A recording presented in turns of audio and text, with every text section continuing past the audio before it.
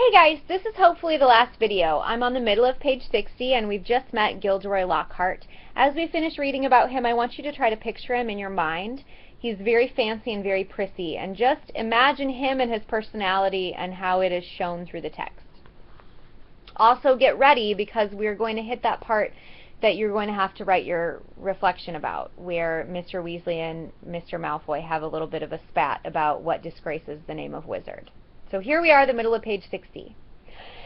"Ladies and gentlemen," he said loudly, waving for quiet, "what an extraordinary moment this is. The perfect moment for me to make a little announcement I've been sitting on for some time.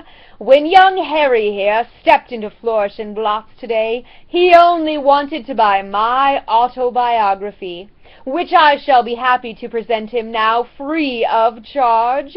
The crowd applauded again. "He had no idea," Lockhart continued, giving Harry a little shake that made his glasses slip to the end of his nose, "that he would shortly be getting much, much more than my book, Magical Me.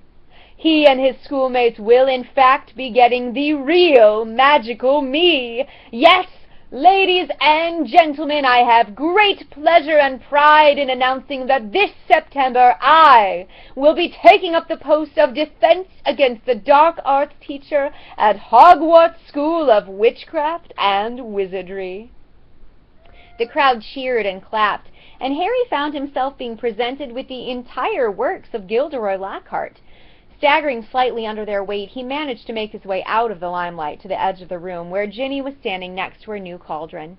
"You have these," Harry mumbled to her, tipping the books into the cauldron. "I'll buy my own." "Bet you loved that, didn't you, Potter?" said a voice Harry had no trouble recognizing. He straightened up and found himself face to face with Draco Malfoy, who was wearing his usual sneer. "Famous Harry Potter! Can't even go into a bookshop without making the front page." "Leave him alone, he didn't want all that," said Ginny. It was the first time she'd spoken in front of Harry. She was glaring at Malfoy. "Potter, you've got yourself a girlfriend," drawled Malfoy. Ginny went scarlet as Ron and Hermione fought their way over, both clutching stacks of Lockhart's books. "Oh, it's you," said Ron, looking at Malfoy, as if he were something unpleasant on the sole of his shoe. "Bet you're surprised to see Harry here, eh?" "Not as surprised as I am to see you in a shop, Weasley," retorted Malfoy. "I suppose your parents will go hungry for a month to pay for all those." Ron went as red as Ginny. He dropped his books into the cauldron too and started toward Malfoy, but Harry and Hermione grabbed the back of his jacket. "Ron!" said Mr. Weasley, struggling over with Fred and George. "What are you doing? It's too crowded in here. Let's go outside." "Well, well, well, Arthur Weasley."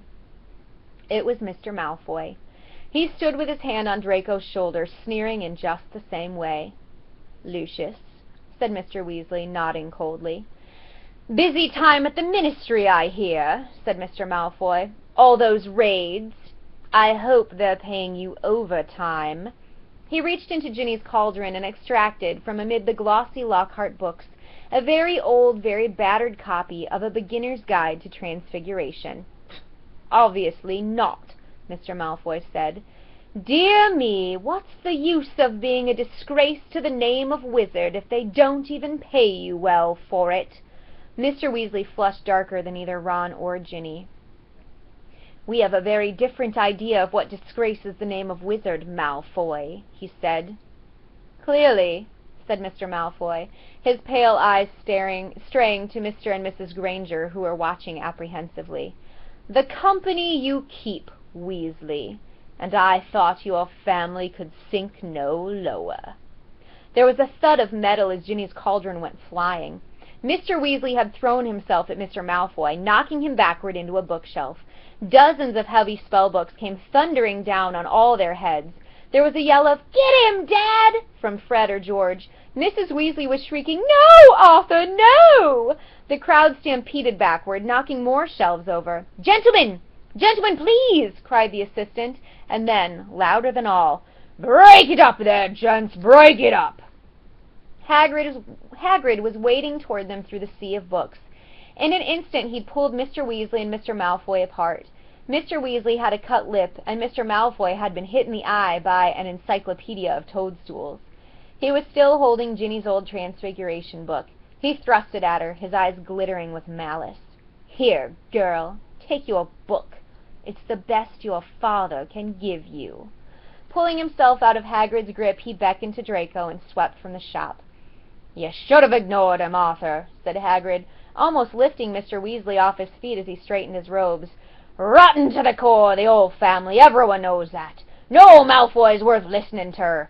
Bad blood, that's what it is. Come on now, let's get out of here." The assistant looked as though he wanted to stop them leaving, but he barely came up to Hagrid's waist and seemed to think better of it. They hurried up the street, the Grangers shaking with fright and Mrs. Weasley beside herself with fury. "A fine example you set for your children, brawling in public. What Gilderoy Lockhart must have thought!" "He was pleased," said Fred. "Didn't you hear him as we were leaving?